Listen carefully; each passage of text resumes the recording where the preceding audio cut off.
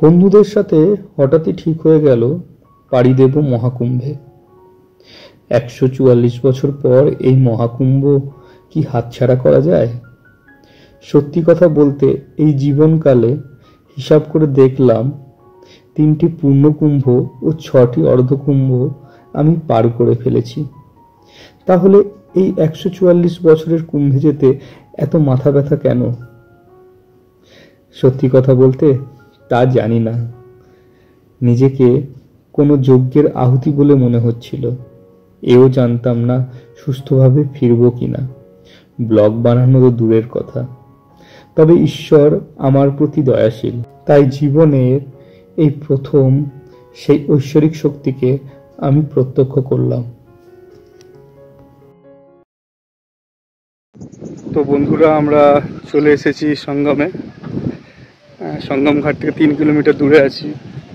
দেখতেই পাচ্ছেন পুরো ফাঁকা, কেউ কোথাও নেই। আজকে 13 তারিখ, আমরা 12 তারিখ রাতে বেরিয়েছিলাম। তো পুরো জায়গাটি দেখছেন ফাঁকা। এই জায়গাটি হচ্ছে নাগেশ্বর ক্রসিং। এই জায়গাটিকে বলা হয় নাগেশ্বর ক্রসিং। এখান থেকে 3 কিলোমিটার হেঁটে গেলে আপনি মা গঙ্গা পেয়ে যাবেন এবং সেখান থেকে হেঁটে হেঁটে আপনি সঙ্গমে চলে যেতে পারবেন। এখানকার টোটো অটোওয়ালারা খুব ভুল বোঝাচ্ছে সবাইকে, তো সেদিকে ধ্যান দেবেন না। বলবেন নাগেশ্বর ক্রসিং কোনখানে, তো নাগেশ্বর ক্রসিং থেকে সোজা চলে যাবেন মা গঙ্গা ঘাটে। আমরা প্রথমে টোটোকে বললাম, ওরা পার হেড 100 টাকা চাইছিল। মাত্র 3 কিলোমিটার যাওয়ার জন্য মোটামুটি আমাদের 700 টাকা দিতে হচ্ছিল। তো এইসব ফাঁদে পা দেবেন না। এখানকার লোকাল লোকজনও খুব ভালো, ওনারাই বলে দিলেন যে এইভাবে যেতে হবে।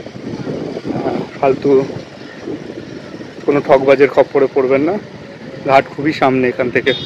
হচ্ছে নাগেশ্বর ক্রসিং, ভালো করে দেখে নিন জায়গাটা। এটা নাগেশ্বর ক্রসিং। এখান থেকে সোজা রাস্তা চলে যাচ্ছে মা গঙ্গার দিকে, সেখান থেকে সঙ্গম যাওয়া যায়। ওই যে আগে আমার বন্ধুরা হাঁটছে আর পিছনে আসছে আরো 3 জন, তার মধ্যে পিউ আছে। তো বন্ধুরা, আমি যে এখানে বারবার নাগেশ্বরম ক্রসিং বলছি, আসলে এটা নাগেশ্বরম ক্রসিং না, নাগেশ্বরম পার্কিং। আর ঠিক একটা ছোট্ট রাস্তা, বেশি চওড়া না। এই রাস্তা ধরে হেঁটে গেলে আপনারা সোজা পৌঁছে যাবেন নাগেশ্বরম ঘাটে।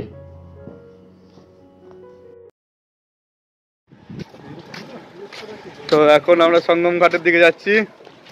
हम लोग जूनियर श्री दीपक कुमार संगम घाट की तरफ बढ़ते हुए अपने छोटे छोटे कदमों के साथ। चलो बढ़िया है। तो এখন আমরা নাগেশ্বরম ঘাটের দিকে যাচ্ছি, সেখান থেকে আমরা সঙ্গম ঘাট চলে যাব। একদমই ফাঁকা, দেখতেই পাচ্ছেন পুরো রাস্তায় ফাঁকা। আপনারা যদি আসতে চান এখন চলে আসতে পারেন, কোনো অসুবিধা নেই। আপাতত 26 তারিখের আগে পর্যন্ত, অর্থাৎ শিবরাত্রির আগে পর্যন্ত আমাদের এই সঙ্গম ঘাটের রাস্তা ফাঁকাই থাকছে। তাই কোনো টেনশন না করে চলে আসুন। বন্ধুরা, আমরা রওনা হয়েছিলাম 12 তারিখ এবং আমরা প্রয়াগে পৌঁছেছিলাম 13 তারিখ ঠিক দুপুর নাগাদ। তো 12 তারিখের যে ভিড়টা ছিল, পূর্ণিমা ছিল সেদিন, পুরো ভিড়টাই কিন্তু সেখান থেকে বেরিয়ে যায়, যার ফলে আমরা প্রয়াগরাজকে ফাঁকা পেয়েছি। তো আমরা শেষমেশ চলে এলাম প্রয়াগরাজে। মা গঙ্গাকে দেখা যাচ্ছে।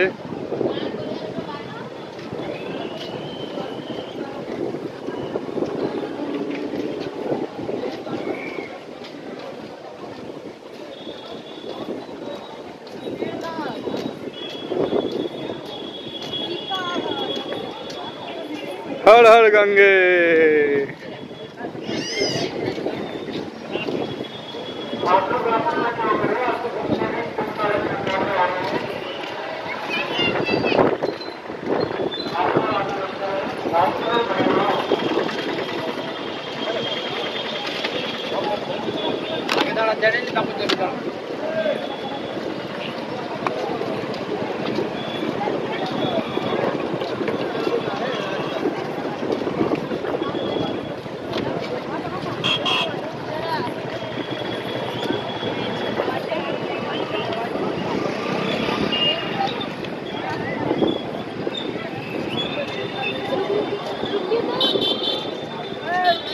अरे बाबा रुक रहे हैं।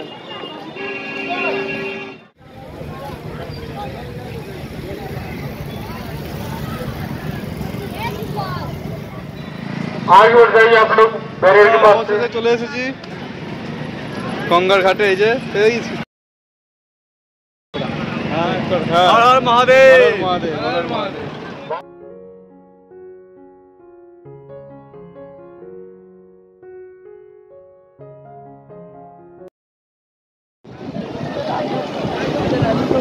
ভাবতে পারিনি এরকম হঠাৎ করে চলে আসবো প্রয়াগের সঙ্গমে। কপালে ছিল তাই হয়তো আসা হলো। হঠাৎই সিদ্ধান্ত নেওয়া হলো যে যাবো। এই যে আমার পিছনে মা গঙ্গা, যমুনা এবং সরস্বতী একসাথে বইছে।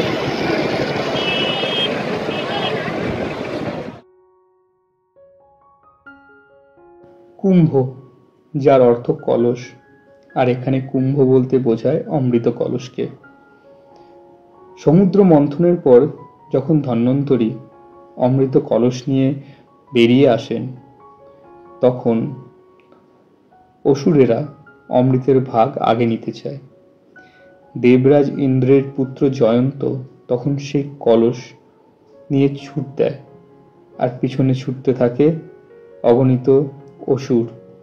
আর সেই সময়ে টপ টপ টপ টপ করে 4 ফোঁটা পড়ে যায় আমাদের এই মর্তে, যার 1 ফোঁটা পড়ে প্রয়াগরাজে, 1 ফোঁটা পড়ে হরিদ্বারে, 1 ফোঁটা পড়ে উজ্জয়িনীতে এবং শেষ ফোঁটা পড়ে নাসিকে।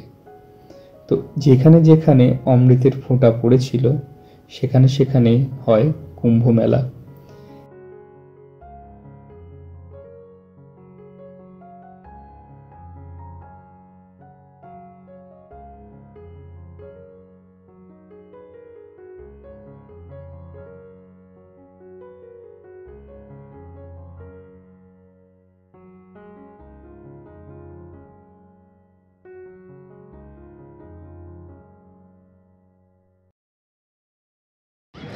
তো বন্ধুরা দেখতেই পাচ্ছেন আমরা এখন মা গঙ্গার উপর দাঁড়িয়ে আছি।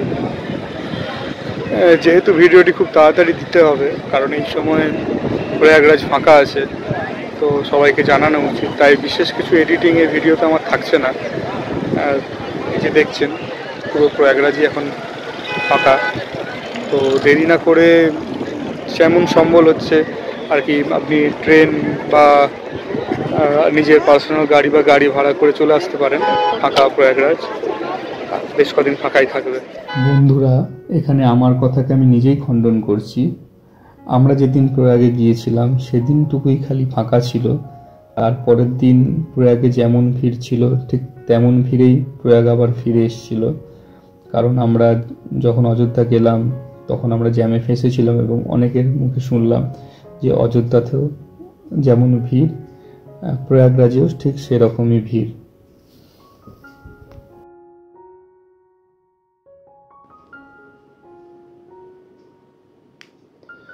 আমাদের স্নানের সময় ছিল ওই 4টা নাগাদ। আমরা সঙ্গম ঘাটের এই পাশটাতে, মানে যেদিকে একটু গভীরতা বেশি আছে সেই দিকে নেমেছিলাম। ওই পারেও সঙ্গম ঘাট আছে। এই পুরো জায়গাটিকে সঙ্গম ঘাট বলা হয়। এখানে মিলিত হয় গঙ্গা, যমুনা এবং অন্তঃসলীলা সরস্বতী নদী। এই দিকের গভীরতা বেশি, তাই এই দিকের সিকিউরিটিও খুব বেশি।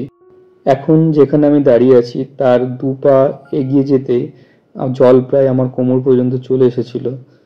তাই বুঝতেই পারছেন গভীরতা বেশি থাকার জন্য এখানে সিকিউরিটি বেশি রাখা হয়েছে।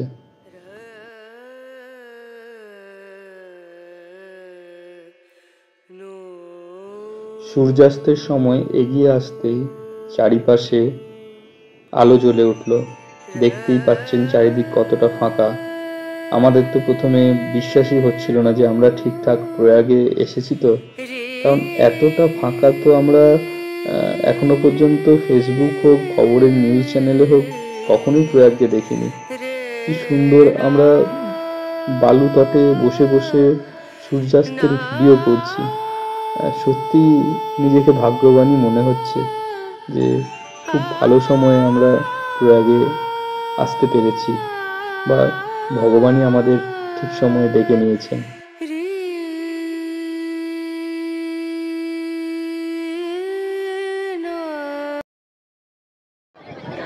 বন্ধুরা দেখতেই পাচ্ছেন আমরা স্নান সেরে ফেলেছি। জল প্রচণ্ড ঠান্ডা ছিল, তো ঠান্ডা হলেও কি এসে যায় যখন সামনে মা গঙ্গা, মা যমুনা আর মা সরস্বতী ত্রিবেণী সঙ্গম। এখনও চারিপাশ দেখতে পাচ্ছেন ফাঁকা আছে, ব্যবস্থাপনা খুবই ভালো, খুব সুন্দর চারিপাশের দৃশ্যপট। এই যে দেখুন সূর্যাস্তের দৃশ্য।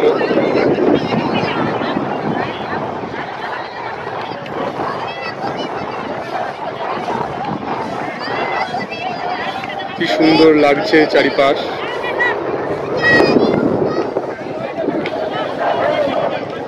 চারিদিকে আলো জ্বলে উঠেছে। আর আমাদের প্রয়াগের জার্নি এখানে আমরা শেষ করছি। এরপর অন্য জায়গায় যাব আমরা। এখন সময় 6:45, এখান থেকে বেরিয়ে যাবো এবার। সত্যি কথা বলতে বন্ধুরা, আমরা এসেছিলাম 144 বছরের পূর্ণ কুম্ভে স্নান করতে, এবং তা আমরা করেছি। কিন্তু প্রয়াগ ঘুরে দেখার প্রকৃত সময় এটা না, কারণ এত ব্যস্ততা, এত ভিড়ের মধ্যে সব জায়গা খুঁটিনাটিও দেখা যায় না। এখন আমাদের যাত্রা অযোধ্যার পথে। রাস্তায় প্রচুর জ্যাম পেয়েছিলাম, সেই গল্প নিয়ে আসবো পরের ভিডিওতে। আমার এই ভিডিওটি কেমন হয়েছে জানাতে ভুলবেন না। আর আপনারাও এই সুযোগে যদি চান তো কুম্ভ স্নান করে আসতে পারেন। ভিড় হয়তো পাবেন, কিন্তু অসম্ভব কিছুই না। ততদিন ভালো থাকবেন, দেখা হচ্ছে খুব তাড়াতাড়ি।